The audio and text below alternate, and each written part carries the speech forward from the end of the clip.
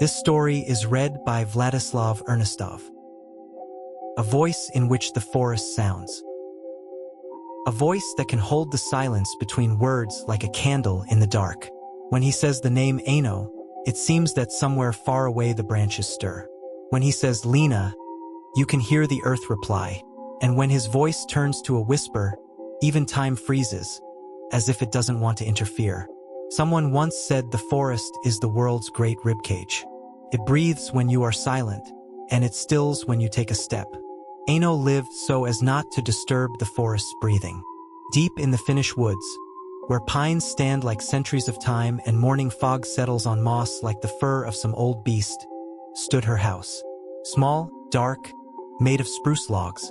The roof was overgrown with moss, and from the porch a narrow path led to the river. The air there was thick, smelling of resin, needles, and something else, subtle, invisible, like the forest's own breath. Aino lived alone. The people from the nearest village, lost beyond the bogs, called her in different ways.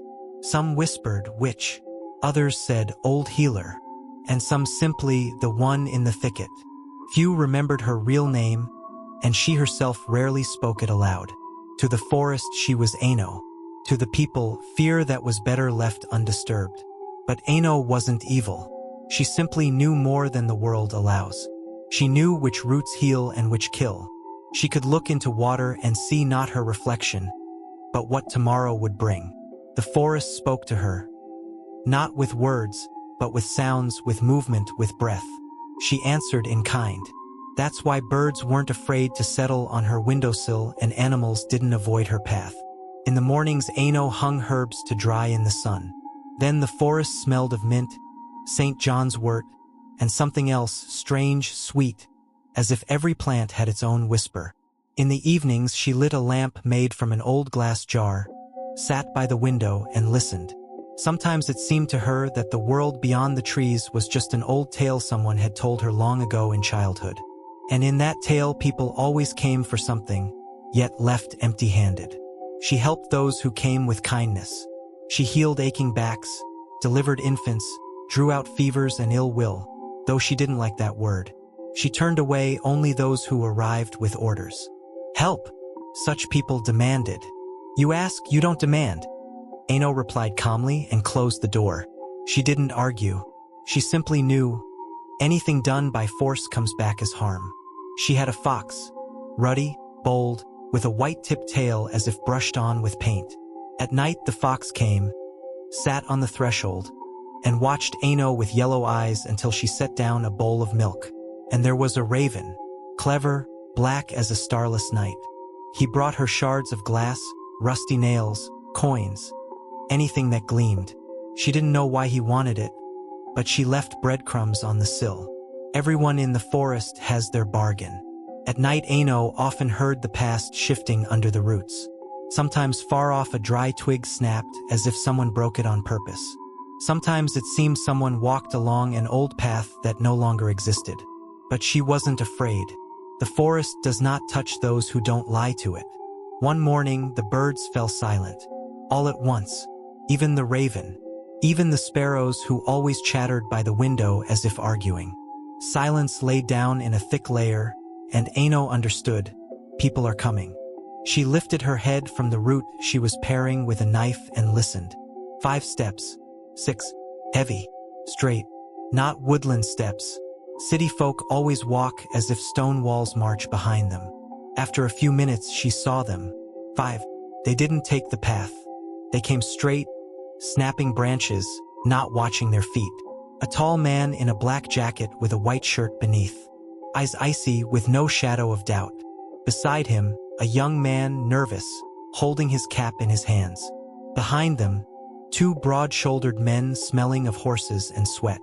Last, a thin man in glasses with a leather bag over his shoulder. They didn't knock. The tall one stopped at the door and said, "Come out." Aino stood behind the curtain and kept silent. The wind barely moved, the herbs hung above the threshold. The fox vanished. The raven didn't caw. Even the forest seemed to hold its breath. She took a shawl from the wall, draped it over her shoulders, and opened the door. Here, people greet first, she said, steady. The tall one answered without expression. A greeting won't help you. The young man averted his eyes. The broad men moved closer. The one with the bag coughed, but said nothing. Aino looked at the tall man. For what? He didn't blink. You know for what? She did know, though not the words they wanted. Someone had died.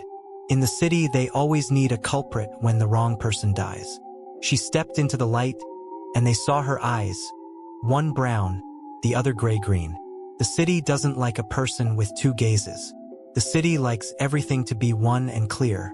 The tall man made a sign. Two of them came and took her by the hands. The forest seemed to sigh. Leaves stirred without wind. Don't, Aino said quietly. We have papers. One grunted, pulling out a document. The paper rustled like dry skin. Concealed the rope coiled in his other pocket. Aino looked at the paper. And you decided the forest would let me go just like that? The young man flinched. We don't want harm, he whispered. You just have to come. The tall man cut him off with a look. I said walk. Aino didn't move. I'll go, she said. But not for you. I'll go for those who asked me for help and received it. You will simply be there. He didn't understand, yet stepped back half a pace without knowing why. The rope slipped around her wrists like a snake. Not tight, but certain. She didn't resist. They led her along the path to the river. The forest was silent. The raven flew above them from branch to branch. The river spoke a little louder than usual, as if trying to say something and finding no words. When they reached the bridge, the fog had already begun to slide down from the hills. On the far side stood two more, one with a cross, the other with a thick book pierced by a sprig of wormwood. They looked confident, but their eyes skittered. Aino glanced at them and said softly, Many of you, that means you're afraid. No one answered. The city met them with the smell of smoke and iron. The square was a throat clogged with fear. People gathered but pretended to be just passing. One sold bread, one carried water, one simply stood there as if by chance. The tall man led her up the stone steps of the hall. At the top stood a man with a golden clasp at his collar. His hair was neat, face smooth, gaze assured, the kind favored by those who have grown used to command without paying the cost. Citizens, he began loudly, our city must be clean. We cannot allow fear to rule us. Today we will restore order. Aino raised her head. And the charge? She asked calmly. Where is it? Poisonings, said the man with the clasp. A failed harvest, sickness, cows gone dry, a child dead. All roads lead to you. She smiled faintly. The water is clean, she said. Only the heads are dirty. The crowd rustled. Someone spat. Someone crossed themselves. They took her to the cellar. A damp stone room with a window the size of a hand. On the wall, the dark old mark of a hand. On the floor, a bowl of water. Aino sat and closed her eyes. The raven came at dusk, perched on the grate, looked in with one eye, and left a copper button on the sill. Aino took it, pressed it in her palm. She knew it, the button from the tall man's collar. Morning brought the man with the clasp. With him came a priest with a new cross. Your last words, the man said. Aino looked at him. The last won't be mine, she replied. The last will be the forest's. By custom, he said. You will be hanged by the old aspen. Let the wind carry off the evil and the earth forget. The earth forgets nothing, Aino said. It only waits. The crowd gathered again. Children stood behind the adults, afraid to look and still looking. Aino walked calmly, rope at her neck, hands bound. The aspen stood pale like a person ashamed to be alive. The tall man was near. This time there was something different in his eyes, as if he saw not a woman but a mirror where his own fear lived. Aino lifted her gaze to the sky. Remember, she whispered to the tree. The stool went out from under her feet. The rope drew taut. For a heartbeat the forest stopped. Even the wind halted. Then something changed. As if the air around the aspen grew denser, darker. Birds shot up, dogs howled. The bell rope in the city snapped, and the ringing scattered as if someone had cut the sound. That night the fog came early. It lay on the ground, crept to the gallows, wrapped the aspen, soaked into the moss. Some would say just weather, but the fox raised her muzzle to the sky. The raven crossed the river and settled on the hall's roof. In town, a boy, the one who looked away by day, woke feeling someone sit at the edge of his bed. He opened his eyes, no one. Only the air smelled of mint. He squeezed his face in his hands, and on his palms remained the scent of the forest. The tall man woke with the sense that someone stood at his window. He rose, went, nothing. Only fog and white silhouettes of trees. But the air carried a familiar whisper, soft as a breath at the ear. The man with the clasp couldn't sleep. He lit a candle and the wick wavered as if someone passed by. The clasp chimed on its own. He raised his hand to his throat and felt on his skin the trace of a rope. Cold, straight, like memory.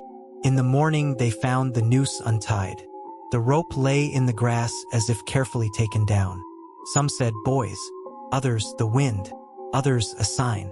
But the forest was silent. It simply remembered. The story they wanted to end set down a colon. What came next the city wasn't ready for. The forest endures much, but it does not forgive. Pause. At first no one understood it was her. A week passed after the execution. The village lived as after a storm. Fix what's broken. Keep silent where it hurts. Pretend it's over. They cut down the aspen by order of the city steward. An unclean tree, they said, mustn't stand where death was. But when the axe touched the trunk, the iron bloomed with rust and the woodcutter's hand couldn't clench for 3 days. He left without goodbyes. No one saw him again. At night a light began to appear over the bog. Not a fire, not a torch. A soft, cold glow, as if someone carried a lamp of moon glass. Dogs howled, hens laid eggs without shells, and milk soured before dawn. People whispered, "It's Aino finding her way back," but they tried not to say her name aloud, not even in a whisper. The first to understand was the young man with the cap. He now went without it as if out of shame. He woke at night because someone gently called his name. A woman's voice, far away, as if from across the water. He went out to the yard, looked toward the forest, and saw a silhouette in the mist. Thin, pale, like smoke over embers. The shape stood without moving. Only the hair seemed to shift as if in wind. He knew who it was. He couldn't say it. The words froze like ice in his throat. On the third night, he couldn't bear it. He went. The fog trailed him, sliding along the ground as if to hold him back. When he reached the clearing where the gallows had stood, it was quiet. Only the aspen stump in the center. He fell to his knees and murmured, "Forgive me. I didn't want this. I didn't know." The air turned cold. Then he heard a step, another, and a voice that seemed to come from the earth itself. Too late. At dawn they found him by the stump. Eyes open, mouth too. Alive but breathless. Face white as snow. When they leaned in, a black butterfly flew from his mouth and dissolved in the air. The tall man learned last. They told him he didn't believe. Afraid. Heart gave out. Nerves. He waved off. He didn't believe in witches. Only in power and fear. But that night he could hardly breathe. The air grew heavy. He opened his eyes. The room was full of steam as if water boiled there. The mirror opposite the bed clouded. Words appeared upon it. "You didn't enter." He leapt up, threw off the blanket, wiped the writing away. But the letters formed again, as if from within the glass. "You didn't enter." 3 times. He ran outside barefoot into the snow. The wind struck his face, and from the forest came a whisper, soft like leaves, sharp like a knife. "Now enter." Next morning they found him at the well. The water was frozen though it was early September. Bubbles in the ice, and among them a face, hers. The priest with the new cross didn't sleep. He prayed, read psalms, burned herbs in the thurible. But in the smoke it seemed the words in the book changed. Each line an accusation. "You blessed death. You were silent when you had to shout. You sold the cross to buy fear." He closed the book and went to the church.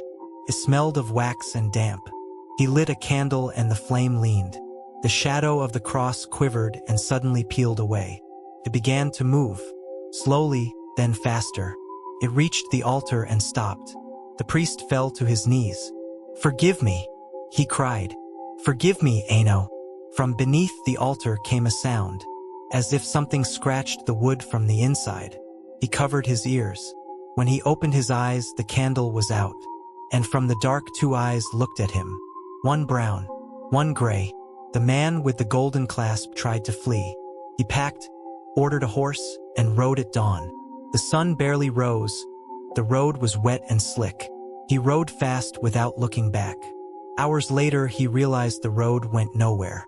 Always the same forest, the same firs, the same stones, the same track. He stopped, looked around, and saw stumps. Many, dozens, old, rotting, moss-clad, and on each a rope hung, empty, swaying in a wind that wasn't there. He tried to turn the horse. It reared, screamed, and through him, the clasp chimed. From above, in the mist, came the voice. The same quiet, even cold. "The earth has not forgotten." On the ground near him lay a copper button, his own, shining. He looked at his shirt, no buttons at all. By evening the city froze.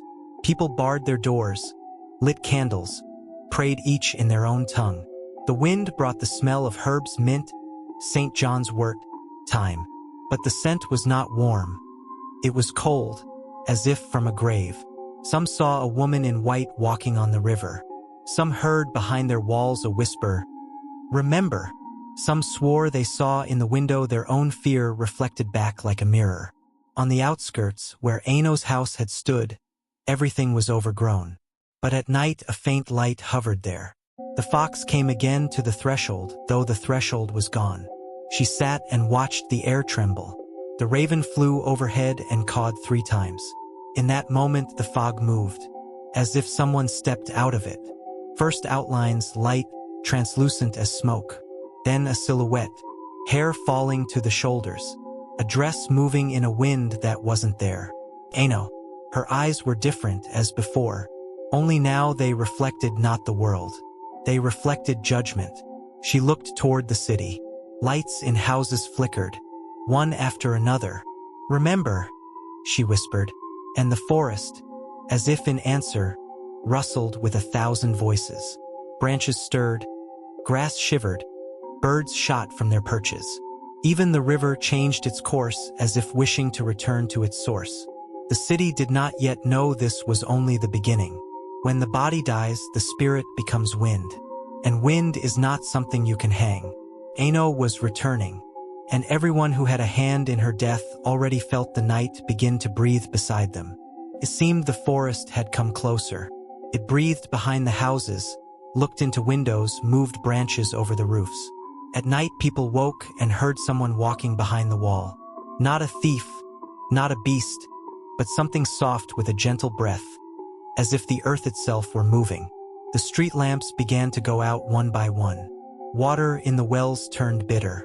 Cows lowed at night as if seeing what no human should see. And in the square where the aspen once stood, grass no longer grew.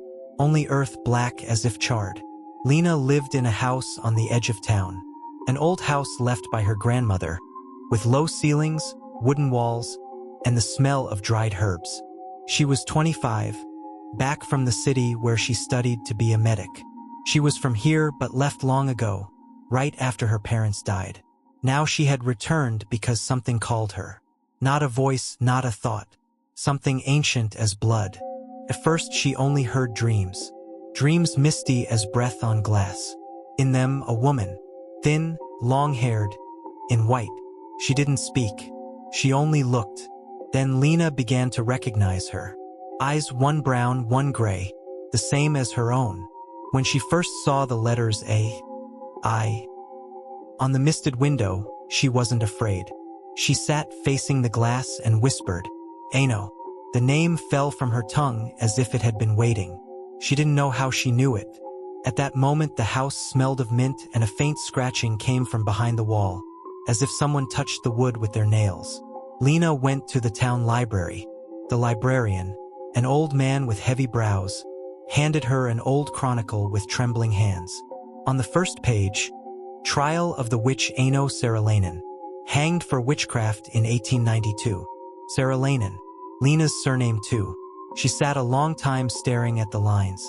Her fingers trembled. Beneath the text, a faded photograph. A woman in white, a straight, stubborn gaze. Different eyes. Her. Aino. She turned the page. There was a list of relatives. The witch left a younger sister, taken by distant kin to another town. Name not listed. Lena's mouth went dry. She understood the thing that called her was not mere dreams. It was blood. That evening the fog came earlier than usual. It poured through the streets, under doors, into the cracks of window frames. As if someone breathed within it. The city lay quiet like a beast pressed to the ground. Lena lit a candle. The flame trembled. On the wall, in the old mirror above the dresser, something flickered. First a shadow, then a face. Like hers, only older. Paler. Aino. You came, Lena whispered. The mirror quivered slightly. Dust rose off the surface, spun in the air, as if someone drew a breath from inside. A voice sounded faintly, as through water. They hanged me. I know. Lena's fingers clenched. But now you have to go. I cannot. They have not paid. Lena felt cold. The air grew heavy like snow. The candle went out. A flash of light outside, the flare of lightning. Far off, from the old square, a scream. Aino was returning not as a person but as an element. What followed people later spoke of in whispers. The river darkened. On its surface floated flowers, wild, dry, like the ones Aino once hung on her porch. Some saw a woman walking on the water. Some heard the ravens cawing in the sky merge into a single word. Remember. Houses began to crumble on their own. The widow Marit's oven burned without fire. Windows at the hall shattered from cold, though a thaw had set in. The church's cross blackened as if smeared with soot by an unseen hand.